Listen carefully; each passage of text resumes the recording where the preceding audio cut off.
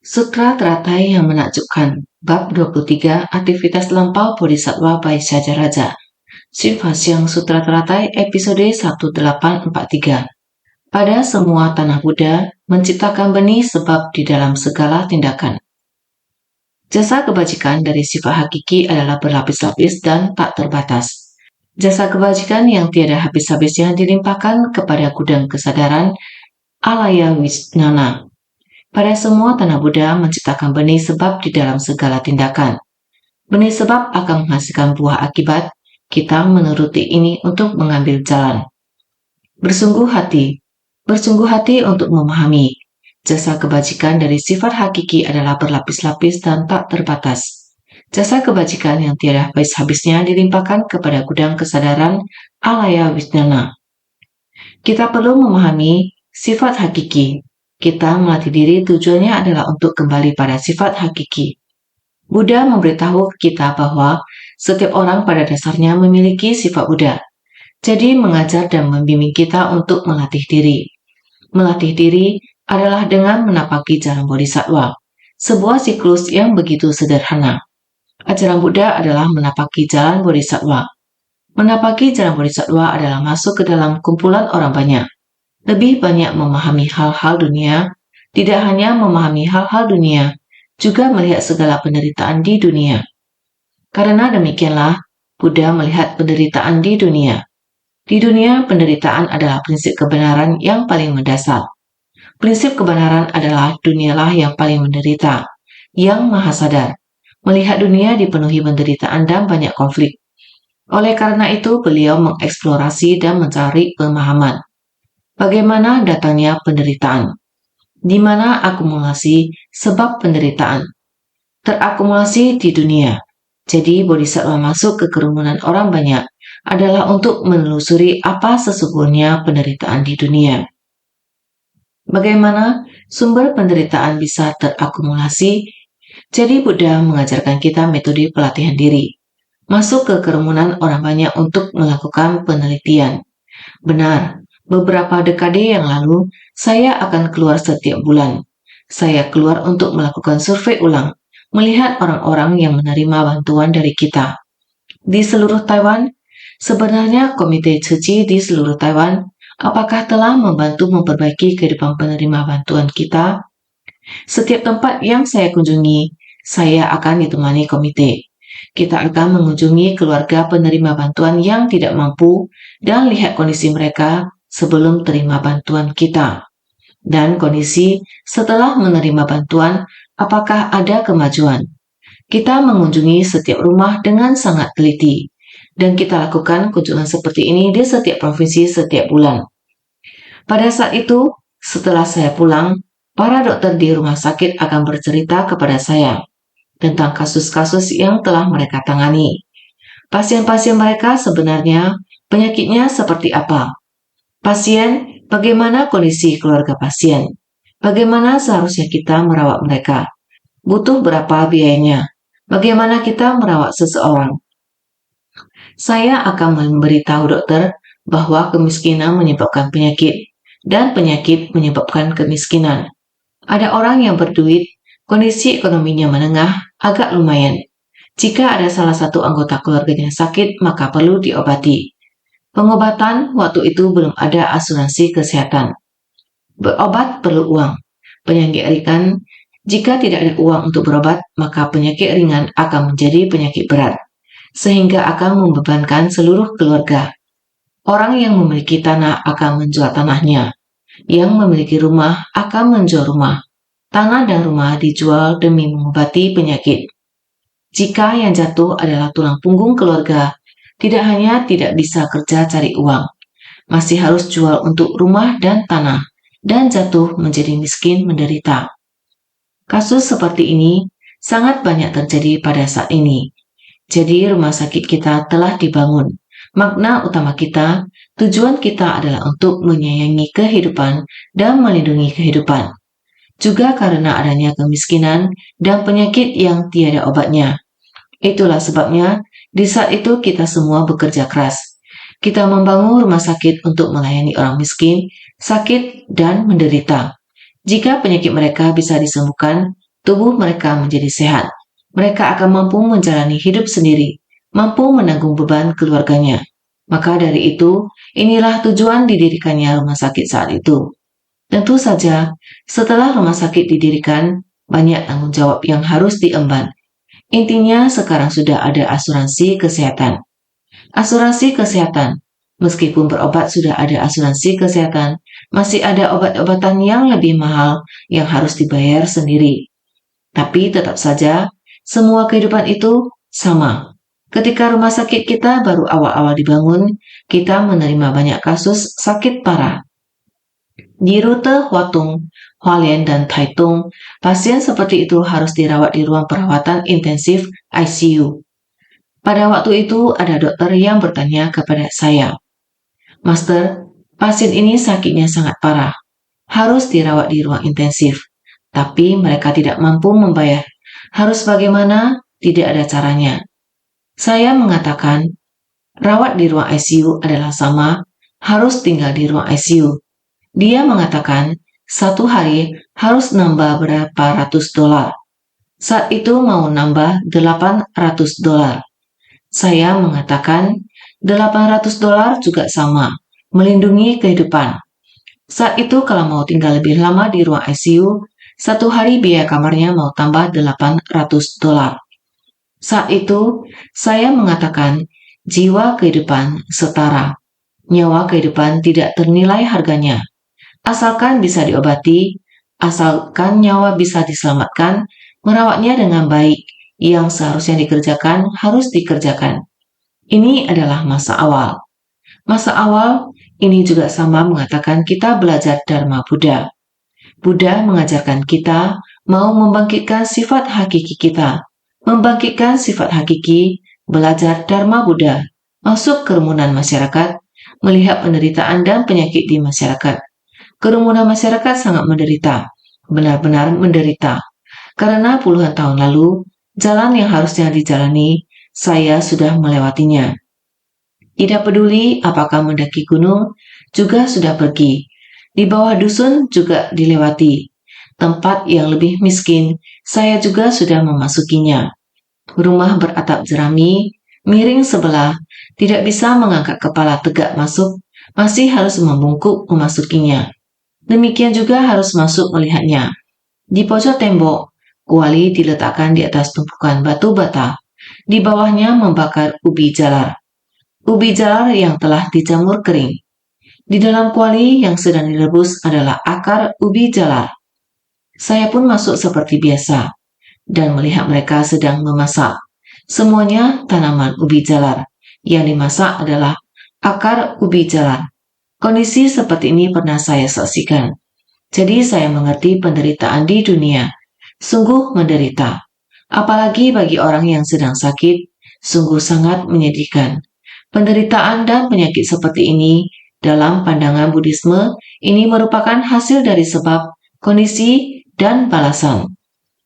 Saat saya menoleh ke belakang, melihat sekelompok orang, beberapa dari mereka mengikuti di belakang saya. Kelompok ini adalah orang-orang yang ingin menyelamatkan sesama. Merekalah para bodhisattva. Mereka semua sebenarnya hidup dalam keadaan yang sangat baik. Tetapi mereka masuk ke dalam gubuk beratap jerami.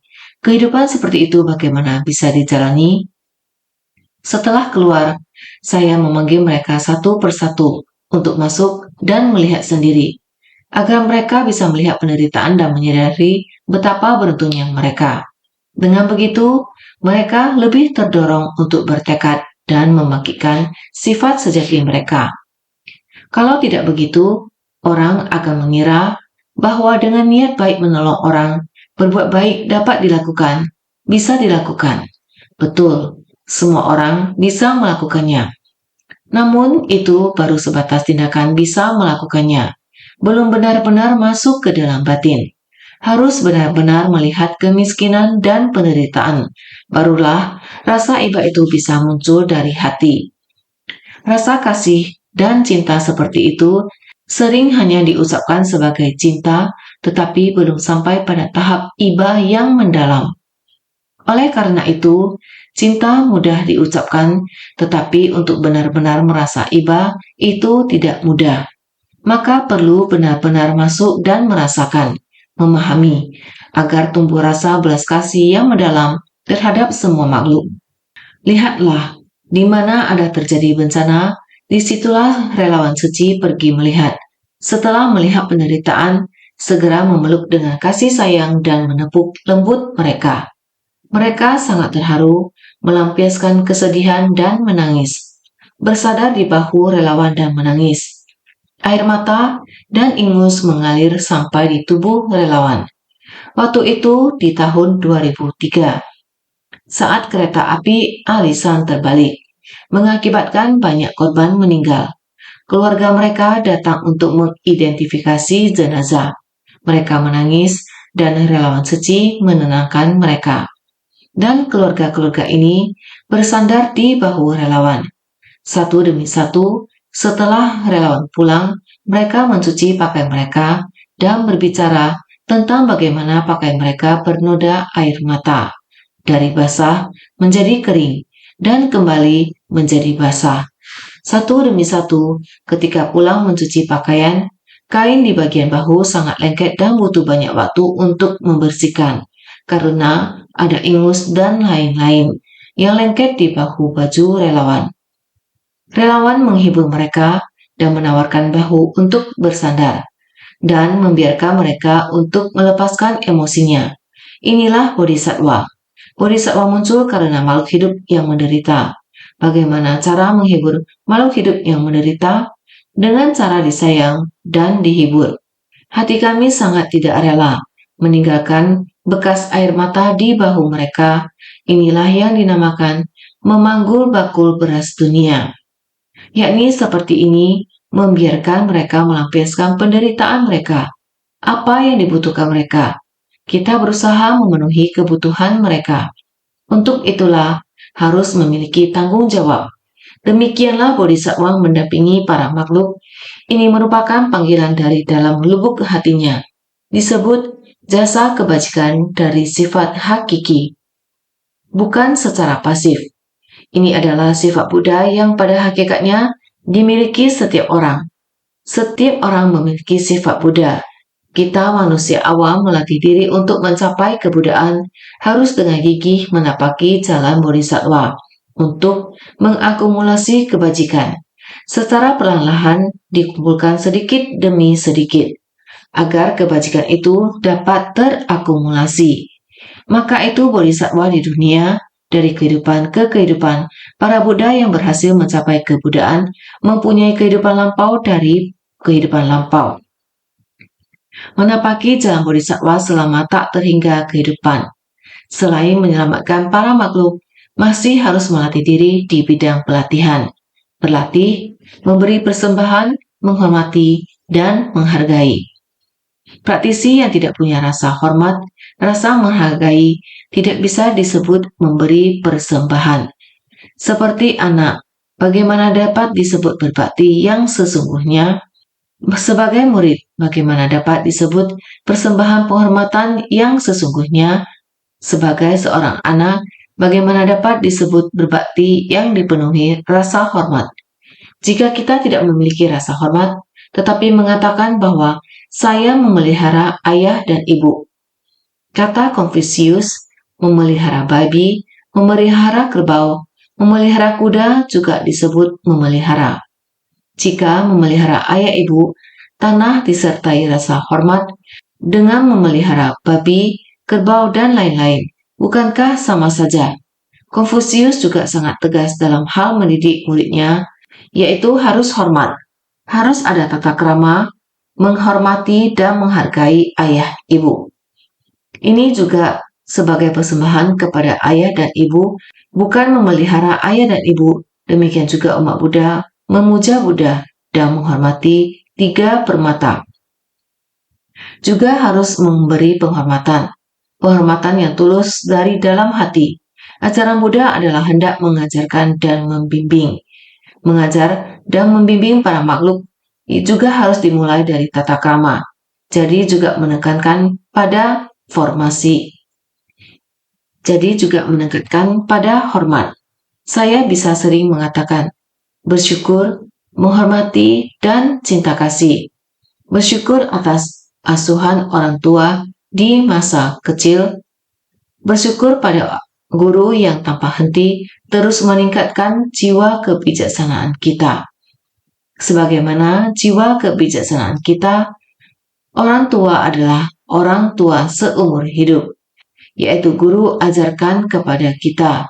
Maka membuat kita mengetahui sebab dan akibat, membuat kita mengetahui jalinan jodoh, membuat kita mengetahui buah kebalasan, memberi kita ajaran Dharma Buddha, bekal yang diberikan kepada kita, mengembangkan kebijaksanaan, membuat ajaran masuk ke hakikat diri kita, mengakumulasi pahala kebajikan. Bagaimana mengakumulasi pahala kebajikan? Tidak ada tata krama, maka tidak ada pahala kebajikan. Harus bagaimana mengakumulasi? Jadi tetap harus dari rasa hormat dari dalam hati. Kita memberi bantuan harus dengan hormat. Tahun 2020, melihat Tiongkok, video konferensi dengan mereka. Ada Guangdong, Dongguan, ada Shanghai. Mereka pergi ke Jiangxi dan Zhejiang untuk melihat tempat bencana. Perjalanan itu berlangsung 7 hari. Perjalanan sangat jauh.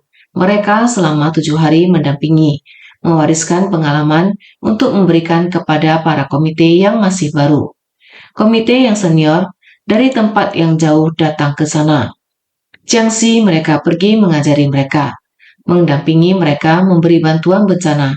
Setelah terhubung dengan master, hati mereka sudah tenang. Keluar 7 atau 8 hari hendak segera pulang.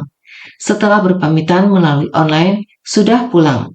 Di Zhejiang, para komite dan Zhejiang di sana datang untuk berbagi proses penilaian mereka. Mereka semua saling menghormati dan saling berterima kasih. Sejauh apapun jarak barisan bodhisattva ini, mereka tetap sama, sesuai aturan dan sesuai ketentuan. Mereka berkata, terima kasih kepada master yang telah menciptakan Ceci, sehingga kami mempunyai kesempatan.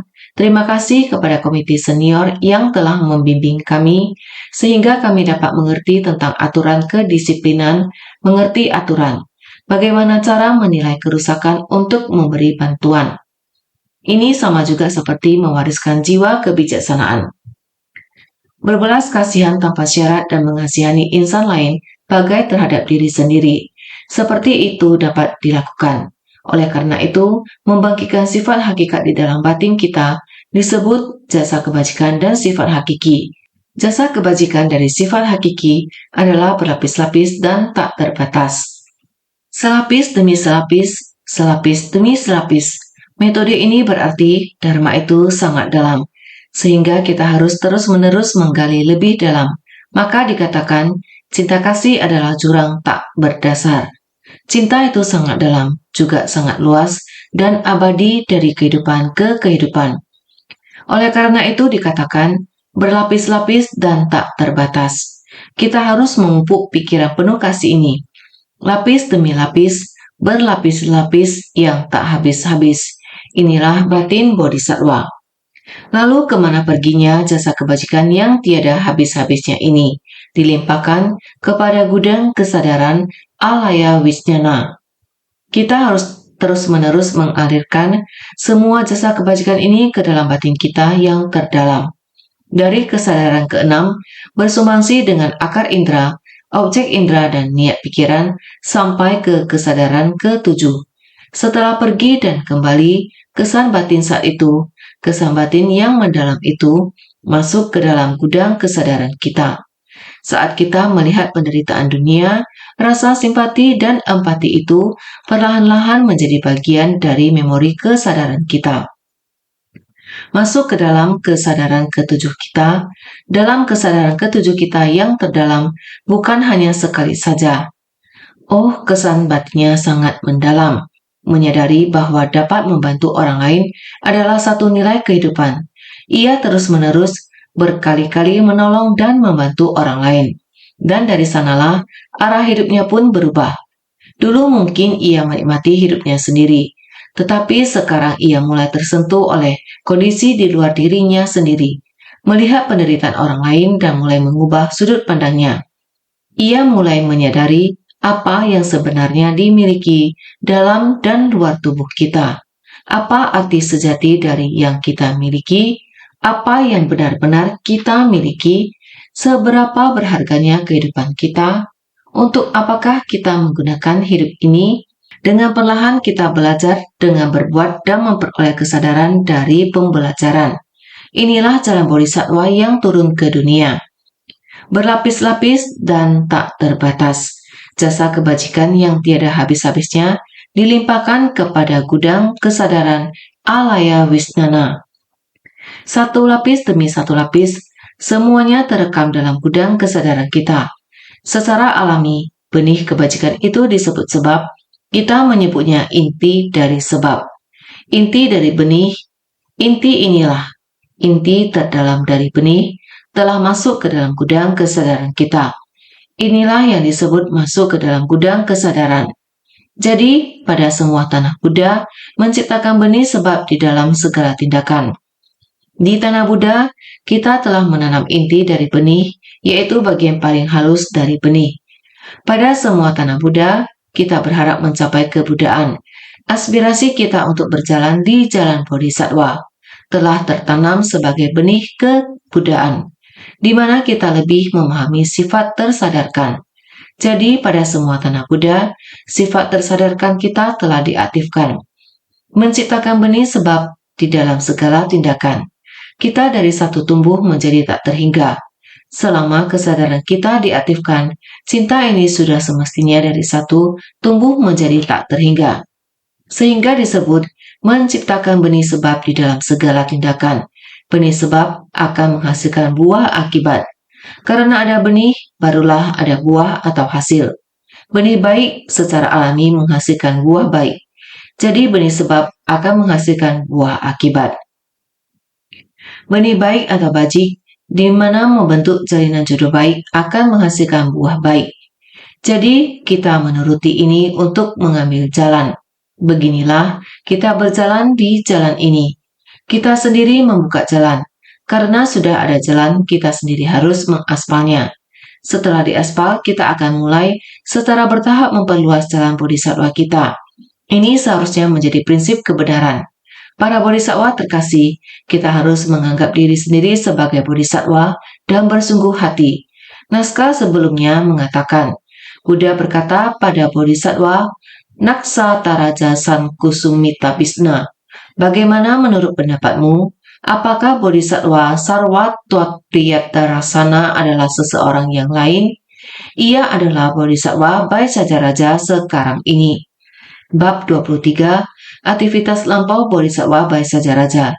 Demikian melihat dan memahaminya. Ia telah mengorbankan tubuhnya sebagai persembahan seperti ini sebanyak miliaran koti nayuta yang tak terhingga kali. Bab 23, aktivitas lampau bodhisattva Vaisajaraja. Miliaran koti nayuta yang tak terhingga, yaitu sangatlah lama. Waktu yang sangat-sangat lama, dari kehidupan ke kehidupan, bolak-balik, tidak terhitung jumlahnya. Dinamakan sebagai nayuta yang tak terhingga kali. Hitungannya sangat banyak, sangat lama. Bagian naskah sutra selanjutnya mengatakan demikian. Naksatra Rajasan Kusumita Bigna. Sekiranya terdapat seseorang yang membangkitkan tekad dan ingin mencapai Anuttara Samyak Sambodhi, maka boleh membakar jari tangan atau bahkan satu jari kaki sebagai persembahan kepada stupa Buddha. Bab 23, aktivitas lampau bodhisattva Vaisajaraja. Bagian naskah sutra ini mengatakan demikian. Bodhisattva Naksataraja San Kusumita Bigna, sekiranya terdapat seseorang yang ingin membangkitkan tekad dan ingin mencapai jalan pencerahan sempurna yang tiada tara, Anuttara Samyak Sambodhi. Jika terdapat seseorang yang demikian mencari jalan kebodian, orang yang membangkitkan batin pencerahan agung, yaitu menjalankan upaya besar untuk menapaki jalan kebodian. Naksa tarajasan kusumi tabikna, sekiranya terdapat seseorang yang membangkitkan tekad dan ingin mencapai anuttara samyak sambodhi. Sekiranya ada orang yang membangkitkan tekad untuk mencari jalan kebodian, orang yang membangkitkan batin pencerahan agung dan menjalankan upaya besar untuk menapaki jalan kebodian. Ini seharusnya semuanya mengerti. Sekiranya kita dapat membangkitkan tekad luhur, yaitu mempraktikkannya. Membangkitkan tekad luhur berarti harus mempraktikkan jalan agung. Karena yang kita cari adalah jalan pencerahan agung, yaitu pencerahan sempurna yang tiada tara, anuttara samyak sambodhi, merupakan pencerahan sempurna yang tiada tara, anuttara samyak sambodhi, yaitu dari jalan bodhisattva menuju sampai tingkat kebudaan, memiliki tekad untuk menjalankan upaya besar. Orang yang demikian mempraktikkan jalan agung, yaitu orang yang demikian berada di jalan kebodian. Maka boleh membakar jari tangan atau bahkan satu jari kaki sebagai persembahan kepada stupa Buddha. Dengan ketulusan sepenuhnya, kesungguhan hati dan pikiran penuh hormat, membakar jari demi dharma sebagai persembahan pada stupa Buddha. Maka boleh membakar jari tangan atau bahkan satu jari kaki sebagai persembahan kepada stupa Buddha. Dapat dengan demikian rela mengorbankan diri demi Buddha. Demikian dengan ketulusan sepenuhnya, kesungguhan hati, benar-benar dengan ketulusan sepenuhnya, dengan tulus, dengan ketulusan sepenuhnya, dengan niat paling tulus dan pikiran penuh hormat. Demikian membakar jari demi dharma sebagai persembahan pada stupa Buddha. Dengan membakar jari tangan sebagai dupa, sebagai persembahan pada stupa Buddha, menunjukkan persembahan sesungguhnya dengan tulus. Dalam Sutra Surangama disebutkan, setelah aku parinirvana nanti, sekiranya terdapat seorang biksu yang menyalakan sebuah pelita pada tubuhnya, membakar seruas jarinya, serta membakar sebatang dupa pada tubuhnya, maka aku sampaikan bahwa orang ini pada seketika itu juga telah membayar tuntas semua hutang karmanya dari semenjak masa-masa tanpa awal dulu. Dikarenakan menghormati dunia dan mengikuti aturan kedisiplinan, maka selamanya akan bebas dari segala kebocoran. Di dalam Sutra Surangama ada sepenggal naskah menyampaikan demikian. Setelah aku parinirvana nanti, sekiranya terdapat seorang biksu yang menyalakan sebuah pelita pada tubuhnya, membakar seruas jarinya, serta membakar sebatang dupa pada tubuhnya. Ada demikian, ketika Buddha sedang mengajar, beliau berkata, jika saya parinirvana, setelah aku parinirvana nanti, sekiranya terdapat seorang biksu yang membina diri, dia akan tulus dan hormat mengorbankan tubuhnya sebagai persembahan. Dia membakar jarinya untuk menunjukkan rasa tulus dan hormatnya. Orang yang demikian adalah menunjukkan ketulusan dan penghormatan dalam persembahannya. Maka aku sampaikan bahwa orang ini pada seketika itu juga telah membayar tuntas semua hutang karmanya dari semenjak masa-masa tanpa awal dulu. Dikarenakan menghormati dunia dan mengikuti aturan kedisiplinan, maka selamanya akan bebas dari segala kebocoran. Ini artinya dikatakan bahwa setelah memasuki parinirvana, para calon praktisi spiritual dan monastik di masa mendatang, jika mereka bersedia mengorbankan tubuh mereka sebagai persembahan, saya katakan bahwa orang ini dari waktu yang tak berawal, yakni dari masa lampau, waktu yang tak berawal. Mereka mungkin telah mengumpulkan kekuatan karma dan masih memiliki banyak kekuatan karma. Orang yang balasan karmanya masih belum tuntas. Hutang karmanya dari semenjak masa-masa tanpa awal dulu. Ini mengacu pada mereka yang mengakumulasi balasan karma, yakni orang-orang yang balasan karma mereka belum tuntas dari masa lalu. Ini adalah hutang masa lampau. Orang-orang ini masih memiliki hutang yang belum dibayar. Seketika itu juga telah membayar tuntas. Dengan hati yang paling tulus, dia membakar jarinya untuk memberi persembahan, tanpa merasa takut atau keterikatan pada tubuh. Begitu berani membakar jarinya. Ini bisa membayar hutangnya, yaitu para kreditur atau musuh kita di masa lampau. Ketulusan dan penghormatan kita bisa melenyapkan semua hutang kita di masa lalu. Jadi dikarenakan menghormati dunia dan mengikuti aturan kedisiplinan, setelah melenyapkan karma kita, Kita seharusnya berhenti menyinggung orang lain lagi. Dalam kehidupan ini, kita tidak boleh memupuk dendam. Dendam dan kebencian di masa lampau. Melalui persembahan yang tulus kepada Buddha di kehidupan ini, dengan membakar jari atau lengan kita, demikian tulus, yang lalu semuanya telah lunas dibayar. Mulai sekarang harus melatih diri kembali. Seumur hidup ini selagi masih hidup, maka masih harus melatih diri. Selain menghormati Buddha, melatih dan belajar ajaran Buddha. Terhadap orang lain harus hormat, menghormati dunia dan mengikuti aturan kedisiplinan. Harus menaati aturan, harus memiliki tata krama. Berbakti dan mengasuh orang tua, menghormati orang yang saudara lebih tua, menghormati kakak dan mencintai adik. Kakak dan adik memiliki cinta kasih, berbakti terhadap orang tua. Praktisi menghormati guru, semua ini mesti ada. Jadi disebut, dikarenakan menghormati dunia, etika yang mesti ada, yaitu mengikuti aturan kedisiplinan. Mengikuti aturan kedisiplinan seperti menjaga sila. Mengikuti aturan juga seperti tata krama, seperti etika. Jadi maka selamanya akan bebas dari segala kebocoran. Jika demikian, maka karma kita, kerisauan dan kegelapan batin kita akan seperti ini lenyap. Setiap hari dan setiap hari selalu membicarakan mengenai melenyapkan karma kerisauan. Sebenarnya, bisa dengan tulus dan hormat dalam memberikan persembahan. Niat hati ini juga telah tercapai. Hormat dan mengalah terhadap orang lain. Bagaimana mungkin tidak bisa melakukannya? Semoga rintangan karma terkikis. Jangan pernah menciptakan kejahatan baru lagi. Rintangan karma yang lama pernah menyinggung orang lain. Kita saat ini harus segera mengkompensasikannya. Setelah mengkompensasinya, kita jangan lagi menyinggung orang lain lagi. Jadi kita harus mengikuti aturan dan kedisiplinan. Harus dikatakan bahwa ada tata krama. Jadi tata krama, kesusilaan itulah hakikat kebenaran. Kesusilaan itu sangatlah penting. Menjadi orang yang paling penting adalah kesusilaan. Orang yang memiliki kesusilaan adalah orang yang mengikuti aturan. Jadi, maka selamanya akan bebas dari segala kebocoran. Jika dapat demikian, kegelapan batin, kerisauan yang disebabkan oleh tata krama, aturan, maka dia akan perlahan-lahan mengikis kerintangan karma kegelapan batin, lalu lenyap.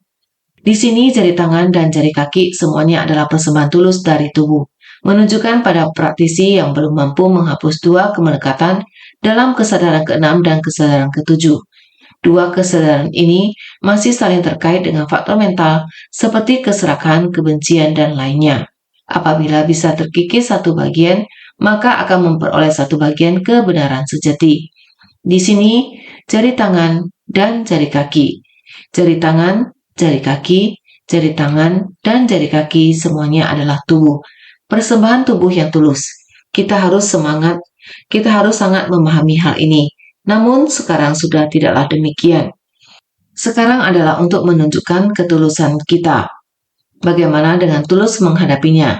Oleh karena itu, menunjukkan para praktisi yang belum mampu menghapus dua kemelekatan dalam kesadaran ke-6 dan kesadaran ke-7, dua kesadaran ini adalah masih saling terkait dengan faktor mental seperti keserakahan, kebencian, dan lainnya. Jika kita sebagai manusia tidak mampu menghapus dua kemelekatan di dalam kesadaran ke-6, jika kita masih melekat pada akar indera tubuh, maka dengan demikian keserakahan, kebencian, kebodohan, dan kegelapan batin kita masih ada. Tidak mampu untuk kita lenyapkan. Kesadaran ke-7 adalah kesadaran pemikiran. Jika kita bersedia melepaskan, memberikan persembahan dengan hormat, dengan hati yang begitu tulus dan bersungguh-sungguh, maka apalagi yang harus direnungkan? Mana ada lagi keserakahan, kebencian, dan kebodohan. Dalam tubuh telah bersedia melepas. Tubuh kita sendiri sudah bersedia melepas. Bagaimana mungkin masih ada keinginan akan materi, benda eksternal, tidak tamak akan ketenaran, dan mengejar keuntungan, sudah tidak ada lagi. Oleh karena itu, kesadaran ke-6 dan kesadaran ke-7 juga dapat melenyapkan kegelapan batin, sehingga seiring waktu keserakahan, kebencian, dan kebodohan batin pun lenyap. Tidak ada lagi. Apabila bisa terkikis satu bagian, maka akan memperoleh satu bagian kebenaran sejati. Jika kita mampu mengikis satu bagian kegelapan batin, maka akan memperoleh satu bagian kebenaran sejati. Ini berarti memberi persembahan dan menghormati, merupakan sejenis pengungkapan tekad bagi kita untuk belajar pelatihan diri sehingga mempersembahkan yang tulus. Bagi kita yang paling penting adalah tata krama. Mempunyai tata krama yang baik terhadap orang-orang itu adalah suatu keharusan. Maka tata krama itu paling penting. Jari tangan adalah bagian dari tubuh, istri dan anak adalah di luar tubuh. Negeri, kota, dan lainnya adalah benda-benda lainnya di luar tubuh. Bagian dari tubuh adalah berat dan bagian di luar tubuh adalah ringan. Jasa kebajikan dan berkahnya berbeda, makanya membakar jari sebagai persembahan adalah lebih unggul dari segala barang berharga di luar tubuh. Jari tangan adalah bagian dari tubuh. Jari di tangan adalah bagian dari tubuh. Istri dan anak adalah bagian luar tubuh. Merupakan orang yang berada pada bagian tubuh kita, negeri, kota, dan lainnya. Ini merupakan bagian luar tubuh yang bahkan lebih luar. Istri dan anak adalah bagian yang terlepas dari tubuh kita, namun merupakan orang yang paling didekati. Tetapi jika negeri dan kota mereka bahkan lebih jauh dari tubuh jasmani kita. Apa masalahnya dengan melepaskan mereka? Merelakan kehidupan kita bukan merupakan suatu masalah, apalagi merelakan hal-hal di luar itu, seperti negeri dan kota. Apa masalahnya dengan negeri, kota, dan istri? Maka bagian dari tubuh adalah berat dan bagian luar tubuh adalah ringan. Jasa kebajikan dan berkahnya berbeda. Bagian dari tubuh adalah berat, merelakan bagian tubuh sendiri adalah terkait urusan hidup dan mati diri sendiri. Ini adalah urusan tubuh jasmani kita sendiri, sehingga bagian dari sebab tentu saja adalah yang sangat berat. Sehingga dikatakan berkahnya. Berkah adalah merelakan bagian di luar tubuh dengan merelakan bagian dalam tubuh, bagian dari tubuh sendiri. Memiliki jasa kebajikan yang berbeda, merelakan tubuh jasmani sendiri. Kita akan mengingat hal ini selanjutnya. Dia sendiri mengingat bahwa pernah membangkitkan tekad. Tubuh jasmani Anda begitu luas dalam memberikan persembahan kepada Buddha, sehingga diri sendiri harus mengingat ini adalah bersifat selamanya. Bersumbangsi dengan bagian luar tubuh, kita bersumbangsi tanpa pamrih. Sehingga ketika memberikan materi di luar tubuh dibandingkan dengan memberikan tubuh sebagai persembahan adalah jauh lebih ringan. Sehingga jasa kebajikan dan berkah kebajikannya, jasa kebajikan dan berkahnya berbeda. Hal ini berbeda dengan merelakan tubuh sendiri, merelakan materi dengan merelakan tubuh, merelakan bagian luar tubuh, dan merelakan bagian dalam tubuh. Memiliki jasa kebajikan yang berbeda. Sehingga makanya membakar jari sebagai persembahan adalah lebih unggul dari segala barang berharga di luar tubuh. Kita harus jelas memahaminya, mengharapkan semua bersungguh hati dalam ajaran Buddha, akan tetapi bukan menyemangati untuk membakar jari.